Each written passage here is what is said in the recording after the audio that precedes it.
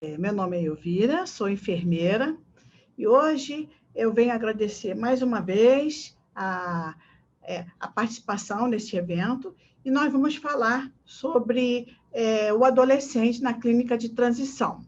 Então, nós vamos falar nesse nosso encontro de hoje sobre as ações da equipe multiprofissional e a abordagem da enfermagem em relação ao adolescente. Então, antes de mais nada, eu vou só para dar para dizer qual é a faixa que a gente considera adolescente. Segundo a Organização Mundial da Saúde, o Ministério da Saúde e a Sociedade Brasileira de Pediatria consideram a adolescência no período que se estende de 10 a 19 anos.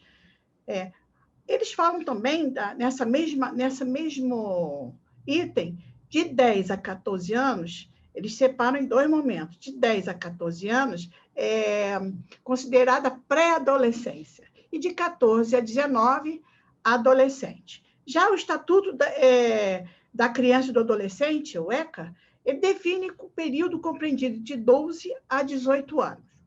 Agora, já para a Organização Mundial Nacional das Nações Unidas, a ONU, ela fala que a adolescência está entre o período de 15 a 24 anos. Isso quer dizer, mas eles usam essa faixa principalmente para os fins estatísticos e políticos. Então, em todas as palestras, se falou o conceito a definição da doença falciforme. Então, eu vou abranger um pouquinho mais, repetindo algumas coisas, e, dando em seguida, entraremos no adolescente. Então, a doença falciforme é uma doença de mutação genética crônica, oriunda da África, de grande prevalência no mundo e no Brasil, e que acomete indivíduos afrodescendentes, fazendo desta uma doença com grave impacto social, sendo incluída também nas políticas de saúde, exigindo um acompanhamento contínuo da equipe multiprofissional, visando prevenir complicações e a melhoria da qualidade de vida dos nossos pacientes, tá? Com uma abordagem específica voltada para a promoção e equidade em saúde no nosso país. Uma das características dessa doença é a sua variabilidade clínica, que está diretamente relacionada à concentração de hemoglobina S. As primeiras manifestações da doença falciforme ocorrem já nos primeiros meses de idade e perduram por toda a sua vida. Na adolescência, este caráter crônico associado à variabilidade clínica da própria doença pode representar um alto grau de sofrimento e problemas de ajuste, com dificuldades atribuídas às complicações físicas, clínicas, psicológicas e suas condições médicas. Bom, nessa fase da adolescência é onde ocorrem os desafios para eles. Então, é um período de desafios nos quais surgem preocupações e peculiaridades, tais como obtenção da independência, a aparência corporal e a identidade sexual. Também é um período em que se torna independente no controle de sua doença e não mais seguidora das diretrizes paternas. Também a falta de compreensão que ocorre nessa fase, ela pode ser crucial para o manejo da doença de nossos adolescentes. Bom, eu vou explicar um pouquinho para vocês. O que é clínica de transição? A clínica de transição, esse livro que eu estou postando para vocês aí, é um livro do Ministério da Saúde, que é uma síntese, tá, de como os hospitais e instituições podem criar programas de transição. Tá? Então, melhorando o cuidado do adolescente com doença falciforme, esse livro está, quem quiser buscar essa referência, está na Biblioteca Virtual de Saúde, tá? Ministério da Saúde, e ele é bem explicativo. Então, o que é esse programa? Então, o programa de transição são estratégias para manter a continuidade do tratamento dos adolescentes com doenças crônicas ao serem transferidos de um serviço de atenção pediátrica para um serviço de atenção de adulto. Então, ele sai da... Ele é acompanhado sempre pela pediatria, por ser uma doença crônica, as fases dessa manifestação, desde a criança até a fase adulta. Então, ele é acompanhado pelo pediatra. Quando ele chega a uma certa idade, ele passa já para ser atendido com os médicos que atendem os adultos. Então, essa é uma transição. Então, esses programas costumam ser de longa duração, tá? Com início durante a fase de acompanhamento pediátrico e envolve equipes multidisciplinares e, inclusive, a família, os familiares. É importante que a família participe nessa transição, porque ele está soltando, desgarrando do seu familiar e ele quer ser autodependente. Tá? Então, as abordagens que podem incluir nessas intervenções educacionais são destinadas aos provedores da área de saúde e aos adolescentes, que é o principal, e às suas famílias, isoladamente ou em conjunto. Em todas essas clínicas, a família participa. Então, é importante que você saiba escutar o adolescente no que ele deseja e a família tentar acolher esses nossos adolescentes. E aí, como que nós entramos na clínica, iniciamos para poder atender nossos adolescentes? Então, vimos que havia necessidade, o grupo multidisciplinar da dor, havia necessidade de acolher bem nossos adolescentes, porque eles saíam logo da pediatria e ia direto para a parte adulta. Então, eles tinham medo, tá? Para poder ir esse novo médico desconhecido. Então, o que o grupo resolveu, tentou achar uma melhor solução. Então, nós sentamos com o grupo multidisciplinar e, nas consultas, elaboramos esse questionário. E nessas consultas, nesse questionário, nós estamos abordando para ver o que ele conhece da doença dele, como ele faz seu tratamento.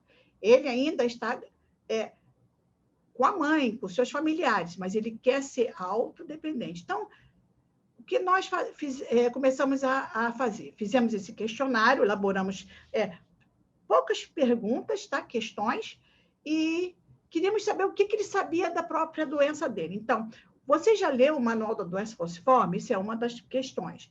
Você sabe realizar o tratamento da dor domiciliar? Você toma hidroxureia, EJAD? Então, são medicamentos especiais para pessoas com doença falciforme.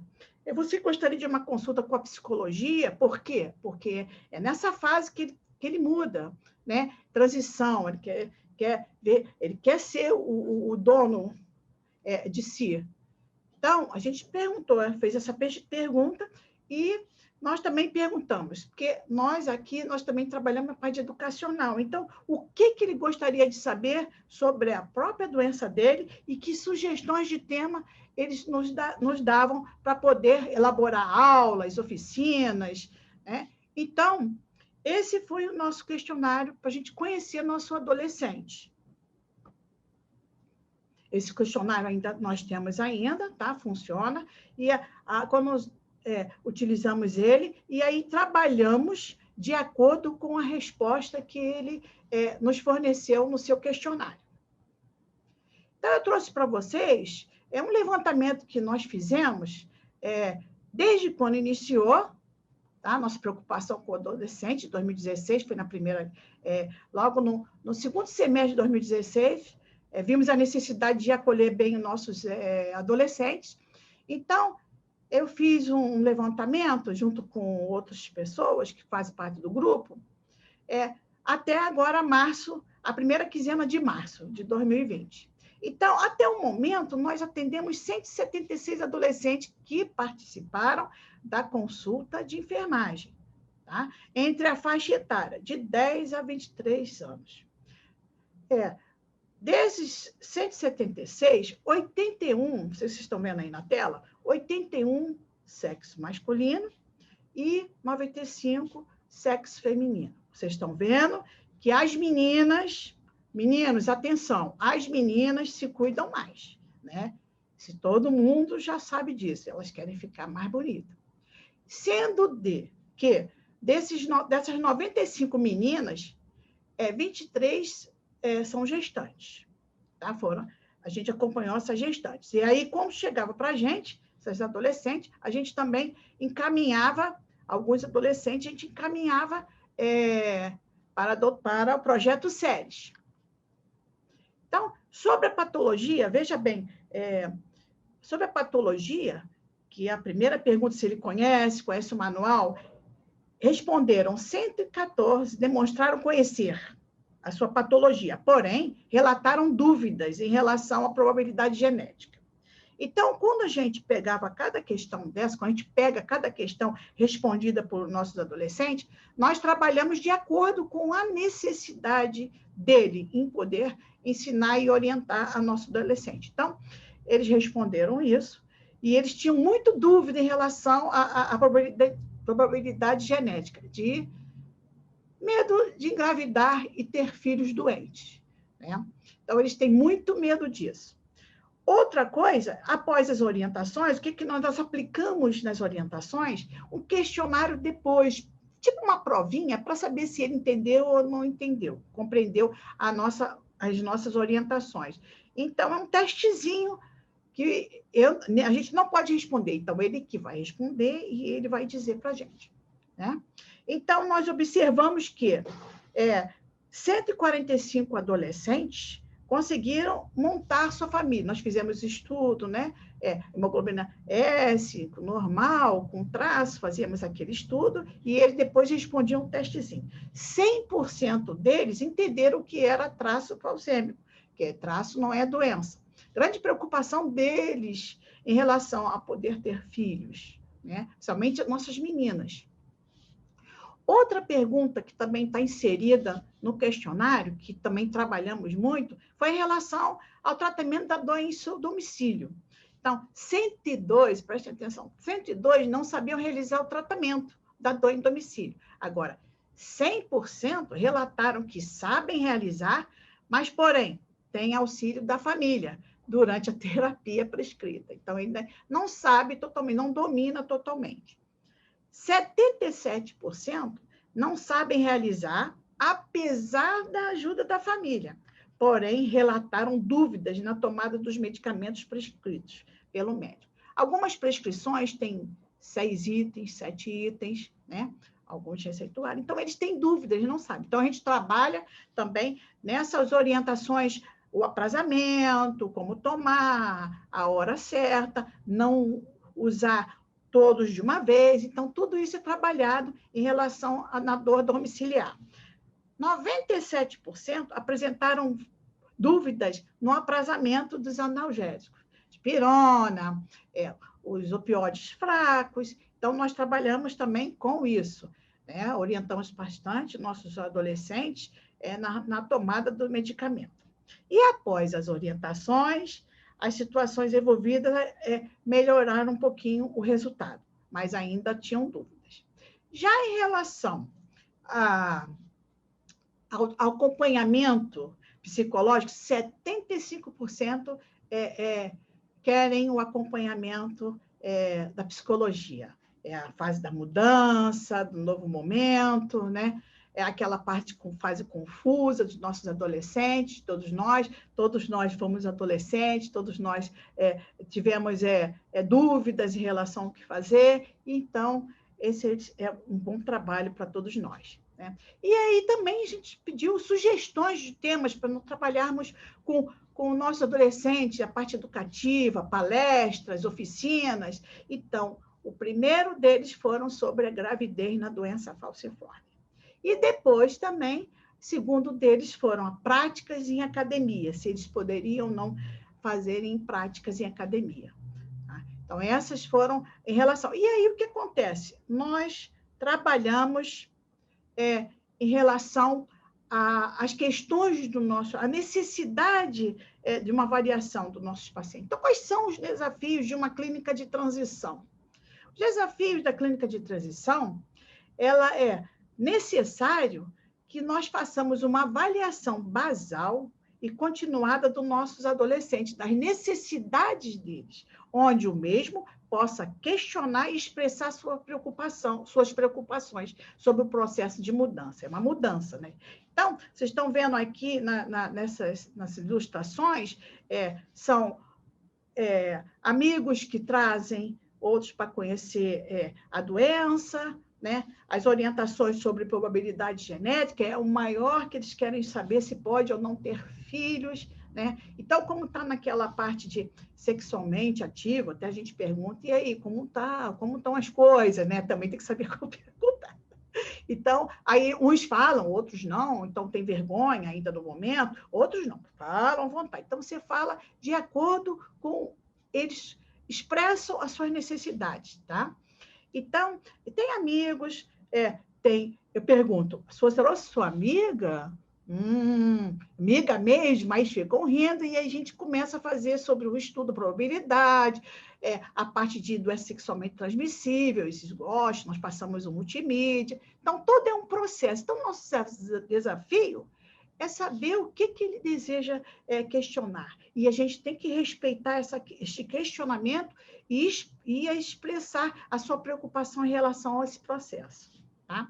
A gente tem que mantê-los na adesão, no regime terapêutico e nas práticas de autocuidado. Na doença falciforme, é importante você ter uma qualidade de vida melhor, né? Você pode ver os usos de remédios especiais, como a hidroxureia, né? Às vezes é como o quelante de ferro, né? Que você a medicação você não usa e amanhã não precisa usar mais, não. Você tem que usar por um grande período. Então, nós temos que trabalhar isso com nossos adolescentes.